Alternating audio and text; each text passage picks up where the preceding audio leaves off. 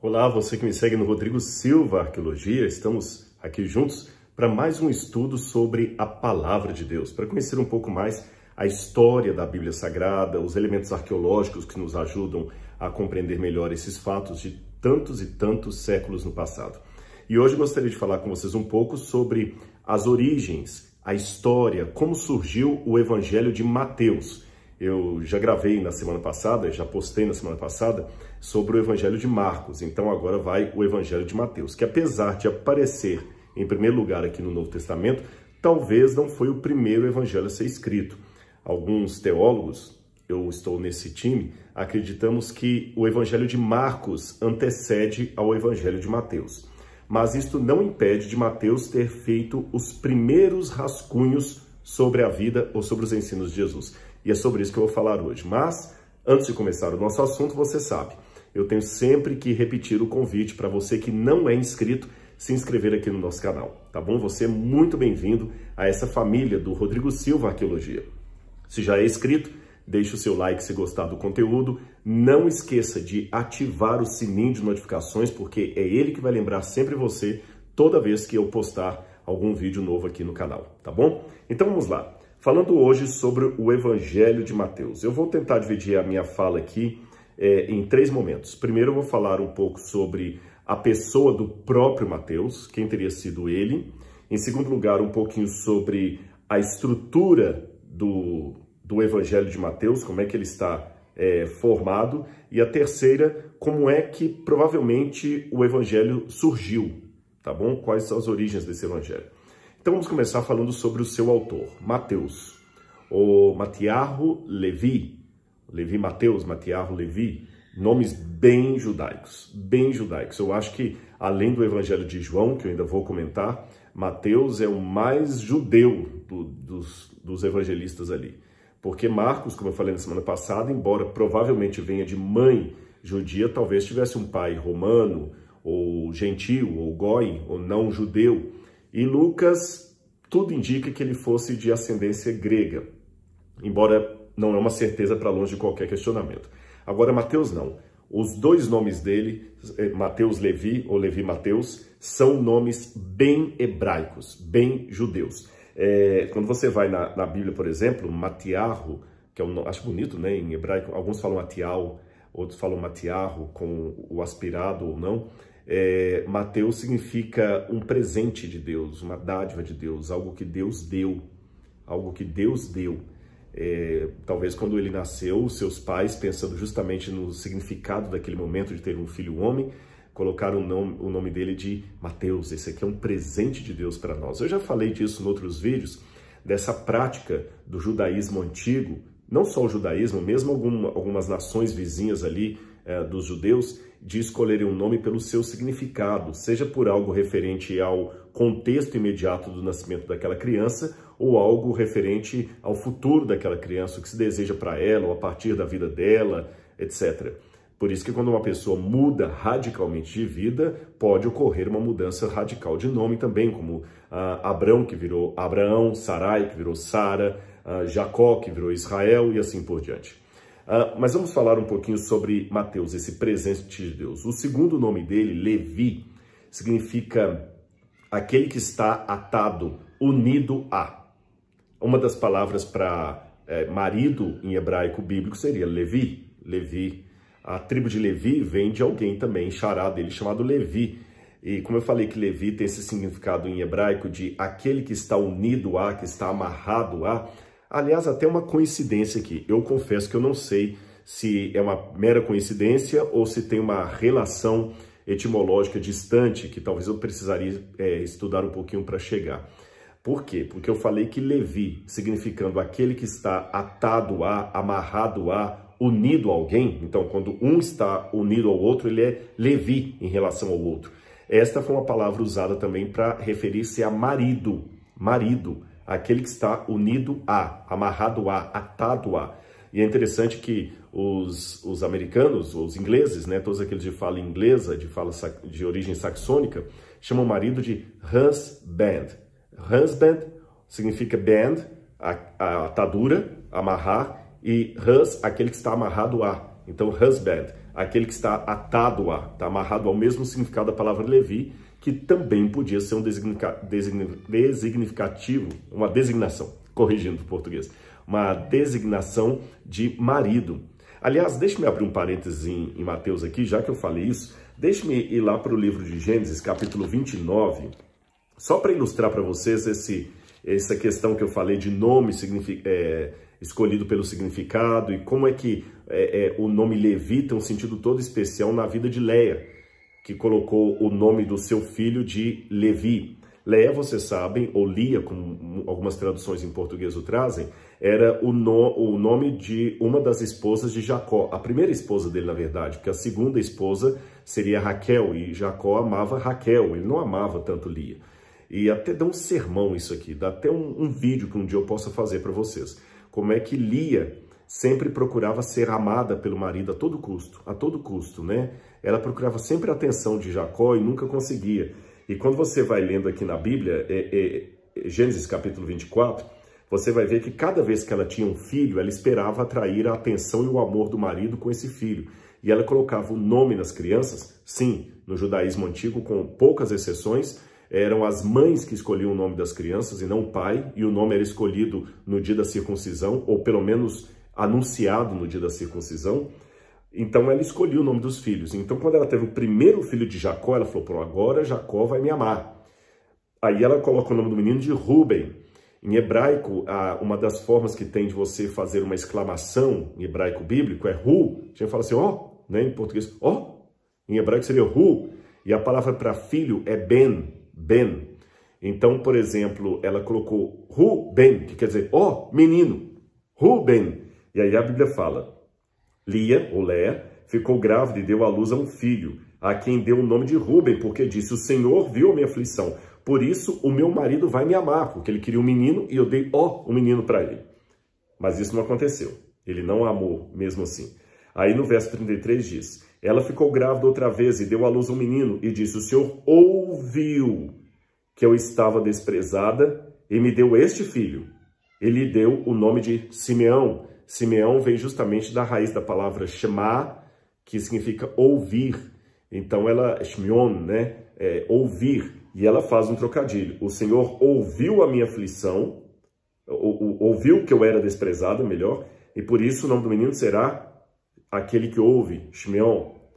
Depois Leia ficou grávida outra vez e deu à luz a outro filho. Agora que vem o Levi. E ela fala assim, preste atenção. Agora, eu estou lendo o verso 34, eu esqueci de mencionar os versos, eu estou lendo Gênesis 29, desde o verso 32 em diante. Agora estou no 34. Lia, ou Leia, ficou grávida outra vez e deu à luz um filho. E disse, agora, dessa vez, meu marido se unirá a mim, porque lhe dei à luz 3 filhos. Agora ele se unirá a mim. Lembra? Unir-se, atar-se, amarrar-se-á. Por isso deu ao menino o nome de Levi, aquele que é atado a. Um nome muito bonito, que até hoje muitos judeus, durante toda a história judaica, Isaac, Sara, Abrão, são nomes que os judeus sempre gostam de colocar em seus filhos, especialmente judeus conservadores, religiosos. E Mateus, talvez nascendo num lar religioso conservador, recebeu esse nome de Levi Mateus. Bem hebraicos os nomes dele. E diz que ele era filho também de Alfeu, que provavelmente, como ele, também era um cobrador de impostos. Agora, qual que era essa profissão de cobrador de impostos? Pessoal, era a profissão que lhe dava mais garantia financeira e maior ostracismo social, rejeição social. Se você queria ser vítima de bullying e ter a sua família odiada no bairro onde você vivia, era só você escolher a profissão de cobrador de impostos. Como é que funcionava isso?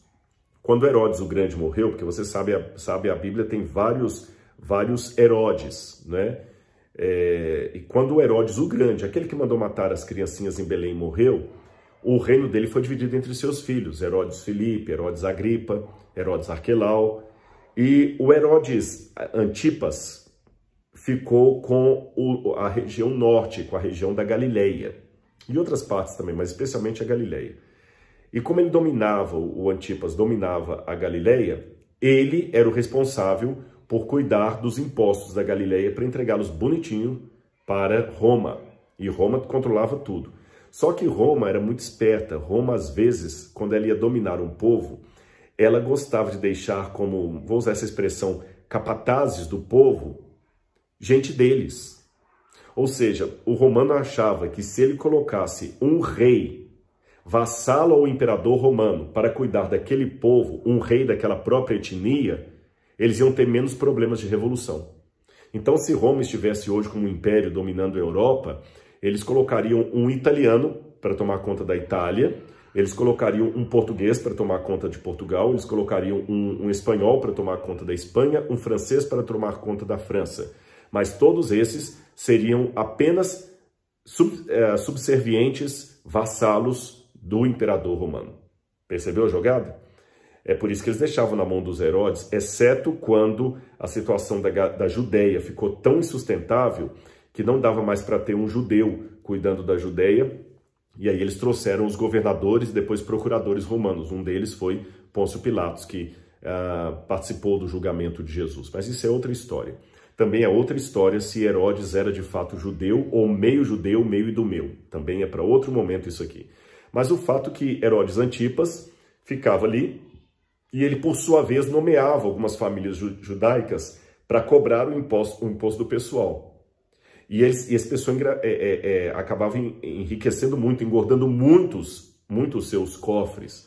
Eles ganhavam muitas benesses de Roma, muita coisa, porque eles eram ali, eles que controlavam, por exemplo, na Galileia, o controle dos peixes. Cada tanto de peixes que eram vendidos, que eram pescados, já ficava ali no controle.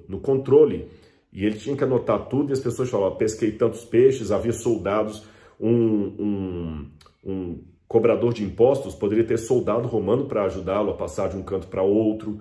Ele podia ter leis romanas que o favoreciam. Ele mesmo era isento de pagar tributo.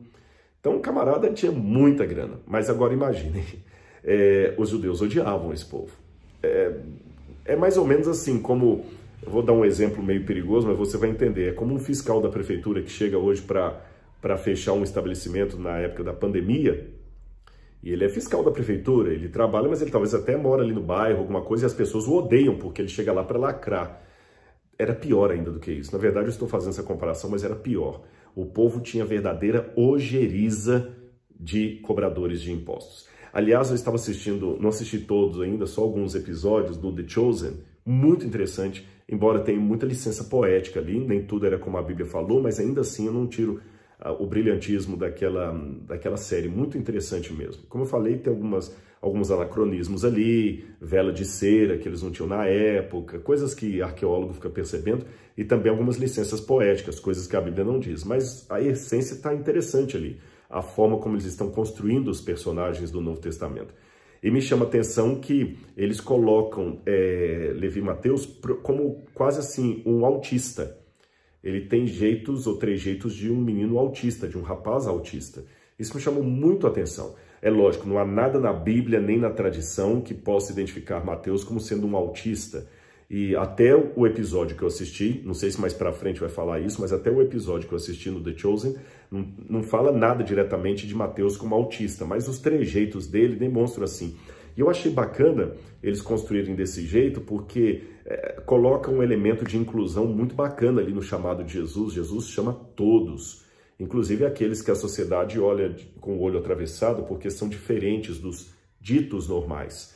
Então, aqueles que são pais de crianças autistas devem ter percebido a sensibilidade do roteirista ao colocar Mateus com traços de um autista e mostrando para o público, olha, o autista, que aqui pode ser uma representação de vários outros que são segregados, como crianças que têm síndrome de Down, crianças que têm paralisia cerebral ou que têm qualquer tipo de limitrofia no aprendizado. Jesus pode chamar esses para os seus discípulos e deixar de lado outros que são tão aparentemente preparados, intelectualmente superiores à vista humana. Eu achei isso muito bacana do The Chosen, esse elemento de inclusão. Mas voltando ao Mateus, independente da linha poética lá do seriado da TV, o Mateus, ele realmente era rejeitado. Eu acredito, até pelo que a gente faz o mapeamento da atual cidade de Cafarnaum, o que a gente encontrou dela, evidentemente, que a casa de Levi e Mateus ficava próxima ao porto, porque dali ele já controlava toda a questão da pesca, era atividade local ali, ele morava em Cafarnaum. Foi na casa de Levi e Mateus que Jesus foi convidado para um banquete em que fariseus e escribas questionaram por que esse homem recebe pecadores e come com eles, come com publicanos e pecadores. Foi na casa de Levi e Mateus. Talvez tenha sido na casa de Levi e Mateus que aquele paralítico também foi curado por Jesus, que eles questionaram quem é esse homem que diz perdoar pecados? Quem perdoa pecados é só Deus. Jesus falou, então tá bom, levanta e anda agora, para todo mundo ver que eu tenho autoridade para perdoar pecados. Dependendo do evangelho que você lê, dá-se a impressão que Jesus desceu no porto e foi para a casa de Levi e Mateus, com uma multidão ali espremendo, quando Jairo chega desesperado ali, pedindo a Jesus para poder curar sua filha. Um evangelista fala que Jairo foi ao encontro de Jesus assim que ele chegou ao porto. O outro dá a entender que ele estava numa casa, que certamente deveria ser a casa de Levi e Mateus. O que parece ser uma contradição pode ser explicado se a casa de Levi e Mateus ficava como uma alfândega ali no porto, e realmente Jesus estava ao porto e estava numa casa ao mesmo tempo. Então muita coisa aconteceu ali. O chamado dele, no evangelho dele, aparece em 2 capítulos aqui, no capítulo 9 e no capítulo 10. No capítulo 9, verso 9, diz assim, quando Jesus saiu dali, viu um homem chamado Mateus sentado à coletoria, ele disse, siga-me. Ele se levantou e o seguiu. Ele estava sentado ali na coleteria. E continuou dizendo, estando Jesus à mesa na casa de Mateus, muitos publicanos e pecadores vieram e tomaram lugares com Jesus e seus discípulos, e Mateus não os tirou disso. Aí que os fariseus reclamam. Depois, no capítulo 10, quando Jesus chama os 12 apóstolos, fala que ele chamou, né, Filipe, Bartolomeu, verso 3, Tomé e Mateus o publicano. Aliás, chama a minha atenção que Mateus sempre aparece junto com Tomé. Mas nós não temos maiores dados a esse respeito. O que a tradição vai dizer posteriormente é que Mateus continuou pregando na Judéia depois da ressurreição de Jesus, porque ele estava no cenáculo, ele recebeu o Espírito Santo junto com Maria e outros ali, e depois parece que ele partiu, segundo a tradição, para as regiões da Macedônia. Ele também esteve na Etiópia, e alguns acreditam que foi justamente na Etiópia que Mateus acabou morrendo. Também há uma tradição que afirma, um pouco tardia, que ele pregou lá entre os persas. Então, Mateus deve ter estado até onde hoje é o Irã. E nós não sabemos muitos detalhes a mais. O que eu tenho de maneira assim muito interessante é como é que Jesus consegue atrair pecadores sem endossar pecados. Jesus não é daquele... Jesus não pregou esse evangelho barato que nós temos hoje em dia, onde, segundo alguns, é proibido proibir, Deus não condena, Deus apenas aceita. Não, Jesus condenou, ele chamou os fariseus de hipócritas, ele faz vários ais sobre os escribas e fariseus, ele condenou o legalismo da época, ele condenou a hipocrisia, mas, ao mesmo tempo, ele aceitou pecadores que estavam arrependidos, ou pelo menos que queriam mudar de vida. Por isso que ele aceita Mateus e não aceita Anás e Caifás. Talvez a diferença entre ambos não é a vida pregressa ou os pecados que tenham cometido, mas a vontade ou não vontade de se arrepender, mudar de vida, converter e entregar o coração a Deus. Quando eu vejo a história de Mateus, eu falo, puxa, Senhor, então tem lugar para mim também. Aí eu fico entendendo também um pouco sobre... Eu vou pular, eu falei que ia falar primeiro sobre a estrutura do Evangelho, depois eu ia falar sobre como ele foi formado, mas eu vou mudar aqui, eu vou falar primeiro como ele foi formado. Uma pergunta que muita gente faz é a seguinte: os evangelhos foram compostos décadas depois que Jesus esteve nesse mundo. Como é que a gente pode ter certeza que eles reproduziram as palavras exatas de Cristo? Não havia naquela época gravador, nem vídeo, nem um celular para ficar filmando ali, para saber as palavras exatas que Jesus disse. Então, como é que alguém poderia reproduzir as palavras exatas de Jesus? E mesmo acreditando na inspiração de Deus, que Deus inspirou os profetas, eu não acredito que Deus ditou a Bíblia para eles. Mas talvez uma forma de explicar isso é entendendo que Jesus tinha ao seu redor copistas, secretários, amanuenses, que ficavam copiando as coisas de Jesus. enquanto ele falava. Alguém deve estar perguntando, como, Rodrigo? Eu nunca ouvi falar disso. Há vários estudos, tanto do judaísmo do Segundo Templo, judaísmo da época de Jesus, quanto do Império Greco-Romano, que afirma que havia o costume de professores, legisladores, palestrantes, até filósofos, terem em seu séquito de seguidores, ali, de discípulos mais imediatos, um ou mais de um que ficavam revezando, que ficavam anotando as palavras do mestre enquanto ele falava. Por exemplo, o Cícero tinha às vezes até era um escravo. Às vezes a pessoa até era um escravo, mas que sabia ler e escrever. Cícero, por exemplo, tinha um escravo, um secretário chamado Marco Túlio, que ele inventou uns tipos de símbolos ou sinais que parecem com a taquigrafia. Lembra a taquigrafia que você, na época, antes do computador, a pessoa ia anotando, tomando nota do depoimento enquanto o outro estava falando? Ele consegue, com um símbolo, resumir uma palavra inteira, uma frase. Então, ele consegue, a partir desse sistema de taquigrafia, copiar em tempo real o que o outro está dizendo, independente da velocidade com a qual ele esteja falando. Então, o Marco Túlio, ele criou esses símbolos, esses sinais, que ele conseguia copiar os discursos de Cícero enquanto Cícero estava falando. Nós temos também evidências de outros autores, até de pais da igreja, que tinham secretários. Eusébio de Cesareia menciona, não sei se era Papias, se eu não me engano, que tinha secretários consigo. Marco Aurélio, o imperador romano, tinha secretários consigo. E nós descobrimos, pela tradição rabínica, que rabis e professores, Jesus era um rabi, eles tinham consigo um secretário que também anotava suas palavras. Esses eram chamados de soferim. Soferim significam copiadores, tá bom? Sefer é livro. Soferim, aquele que copia como um livro. E esses copistas ficavam. E até havia prescrições no judaísmo antigo, de duas coisas pelo menos. Que nenhum rabi deveria ficar no lugar onde não houvesse um soferim para anotar as palavras dele, porque era importante registrar o que ele estava falando. E em segundo lugar, que o ofício de soferim nunca fosse caro para impedir que o ensino não fosse passado adiante. Então é muito provável que Jesus tinha um soferim ali com ele, anotando as palavras dele.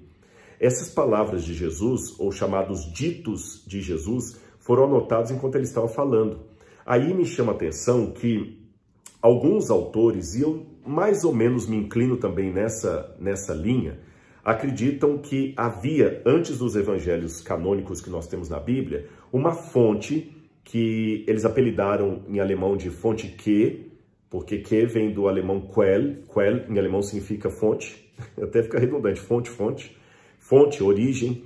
Então esse documento que, essa fonte, esse documento Quell, essa fonte que, documento que, traria os primeiros rascunhos do ensino de Jesus. Tudo leva a acreditar que esse documento, esse documento que, ele não trazia episódios da vida de Cristo, nada, nem como é que se diz, a história da crucifixão, do nascimento. Eles traziam apenas o que a gente chama de logia tu Iesu, em grego, as palavras de Jesus. E chama a minha atenção, por exemplo, que na carta de Tiago existem expressões colocadas no lábio de Jesus que não estão em nenhum dos evangelhos. Então, de onde Paulo tirou isso, de onde Tiago tirou essas palavras? Paulo também menciona algumas palavras do Senhor que não estão nos evangelhos. De onde Paulo tirou essas palavras, ou o próprio Tiago da epístola de Tiago, tá certo? E quando a gente olha o evangelho de Mateus, os especialistas em escrita antiga percebem que o evangelho de Mateus tem alguns textos que parecem ter sido quase um ditado, uma citação de um ditado. E tem alguns documentos antigos também, como por exemplo, nós temos o Epifânio fala disso, Eusébio de Cesareia fala disso, Jerônimo fala disso, que havia um evangelho aos hebreus. Que evangelho aos hebreus é esse? Nós não sabemos. Mas por chamar de evangelho aos hebreus, talvez ele estivesse escrito em hebraico ou aramaico, que eram as línguas dos judeus da época de Jesus.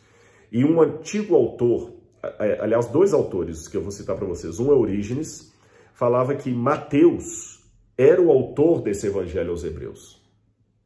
E tem um outro autor ainda mais antigo do que Orígenes. Eu estou falando ali de Papias. Papias é do segundo século depois de Cristo. Papias provavelmente conheceu o apóstolo João pessoalmente. Papias viveu ali muito perto da fonte apostólica. Papias tem um dito, eu vou ler aqui um trechinho da minha enciclopédia histórica da vida de Jesus, apenas para você entender. Não estou fazendo propaganda não, mas se você quiser conhecer mais disso, eu escrevi esse livro aqui, da editora Pai, que eu conto esses detalhes para vocês. E aqui eu cito o testemunho de Papias, escrito no segundo século. E olha o que Papias me fala. Ele conta algo que eu citei no vídeo passado, que Pedro estaria por detrás do Evangelho de Marcos, e ele fala o seguinte sobre Mateus. Ele fala o seguinte, olha, Mateus ajuntou os oráculos do Senhor em língua hebraica, ou aramaica, segundo alguns leem, e cada um os interpretou melhor que pôde. Mateus juntou os oráculos do Senhor em língua hebraica, ou aramaica. Alguns até pensaram, com base nesse depoimento de Orígenes, de Papias, que o Evangelho de Mateus originalmente tinha sido escrito em hebraico, mas os melhores especialistas em língua antiga dizem que não, que Mateus não tem características de ser uma obra traduzida. Ele tem a ideia que foi escrito mesmo em grego.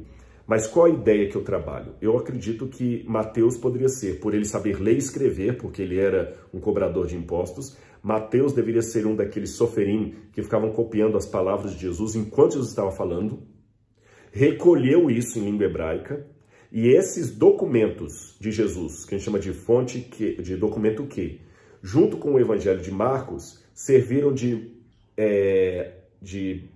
elemento, de fonte, de pesquisa, para que Mateus depois escreva o Evangelho dele em grego e Lucas também, que eu vou falar semana que vem sobre Lucas, tá bom? Então foi assim que começou o Evangelho de Mateus. Agora vamos falar um pouquinho sobre as características do Evangelho. Tem muita coisa interessante aqui para ser dita. Eu vou tentar resumir para não ficar cansativo para vocês. Em primeiro lugar, Mateus, ele é um judeu escrevendo para judeus. Ele mostra Jesus como um verdadeiro rabino. E ele faz uma coisa que os judeus antigos tinham o costume de fazer, que era uma interpretação chamada Midrash. O que é um Midrash? É quando você pega a história de alguém do passado e faz uma leitura cristológica dela, comparando aquela pessoa ao Messias ou lendo o Messias a partir daquilo. Eu vou dar um exemplo para vocês de como é que seria um Midrash. Eu poderia fazer um Midrash comparando a história de Hitler e de Napoleão Bonaparte, por exemplo. Napoleão Bonaparte não era francês, mas dominou a França. Hitler não era alemão, mas dominou a Alemanha. Napoleão Bonaparte tentou unificar a Europa, Hitler tentou unificar a Europa. Napoleão Bonaparte era inimigo dos judeus, Hitler era inimigo dos judeus. O maior inimigo de Napoleão era a Inglaterra, o maior inimigo de Hitler também era a Inglaterra. O que acabou com o exército de Napoleão foi o frio da Sibéria. O que acabou com o exército de Hitler também foi o frio da Sibéria. Napoleão tinha uma relação mal resolvida com as mulheres, e você pode ver isso na relação dele com Josephine. Hitler também, e você vai ver isso com Eva Braun. Então eu poderia pegar essa comparação aqui, não estou forçando, eu peguei apenas duas histórias reais, autênticas, e fiz a comparação aqui das características para dizer que Hitler seria uma espécie de novo Napoleão do século XX. Mateus, de certa forma, faz o mesmo com Jesus e Moisés. Veja, Mateus coloca Jesus nascendo, um rei tirano tentando matar Jesus, e ele mata várias crianças, mas Jesus sobrevive. Moisés também, você tem Faraó matando várias crianças hebreias, mas Moisés sobrevive.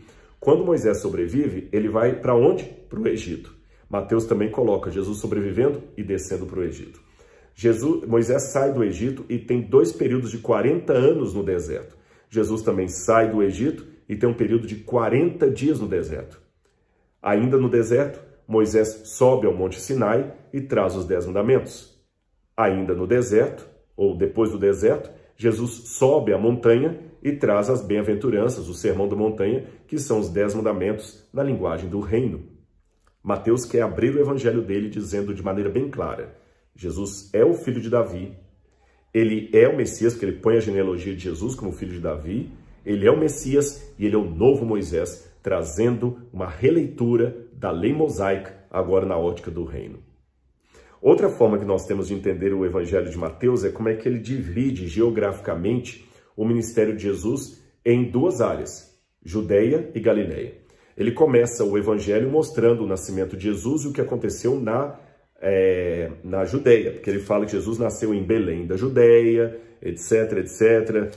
Vieram os magos até Belém da Judeia, ele começa com Belém da Judeia. Depois ele põe Jesus com a fuga do Egito, o parênteses ali da fuga do Egito, ele põe Jesus o tempo todo na Galileia. Aí é só Galileia, Galileia, Galileia, Galileia, Galileia. Aí a partir lá do capítulo 19, ele tira Jesus da Galileia e põe o ministério de Jesus na Judeia. Jesus prega na Judeia, faz lá na Judeia, é morto na Judeia. E no finalzinho do evangelho de Mateus, ele coloca Jesus de novo onde? Na Galileia. Então é uma maneira interessante, bem didática. Mateus era muito didático. Ó, Judeia, Galileia, Judeia, Galileia. Assim que ele divide. Outra maneira que nós temos de ver é que Mateus, isso aqui até faz sentido com aquilo que eu falei com vocês, que talvez Mateus fosse um escriba, um soferim, ali anotando as palavras de Jesus enquanto ele falava, que ele também, de todos os evangelistas, é o que dá mais ênfase nos discursos de Jesus. O evangelho de Mateus é dividido em pelo menos 5 ou 6 discursos de Cristo. Você tem o grande discurso de Jesus, que é o Sermão da Montanha.